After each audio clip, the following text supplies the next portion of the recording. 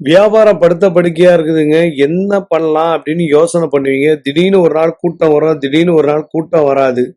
இது வியாபாரத்தில் இருக்கக்கூடிய யுத்தி. அதாவது எல்லாருக்கும் ஒரே மாதிரி வாழ்க்கை அமையாது. மாறிக்கிட்டே இருக்கும். அப்படியேப்பட்டவர்களுக்கு எங்க கிட்ட குபேர பாக்ஸ்ன்னு ஒண்ணு கிடைக்கும். அப்புறம் குபேர மூலிகை, ஜனவசிய மூலிகை, இப்படி பல வகையான பொருட்கள் இருக்கிறது. அது கூட உங்களுடைய வாழ்க்கையில நீங்கள் செய்யக்கூடிய வியாபாரத்துல ஏதோ ஒரு வகையில காப்பாத்தி விட்டுரும். சாதாரண கஷ்டப்படக்கூடிய மக்களுக்கு உதவுவதற்காக தான் நாங்களே இந்த பொருட்களை கொண்டு வந்து கொடுக்கிறோம். இது எந்தவித வியாபார நோக்கமும் அல்ல. மக்களுக்கு ஒரு உதவி.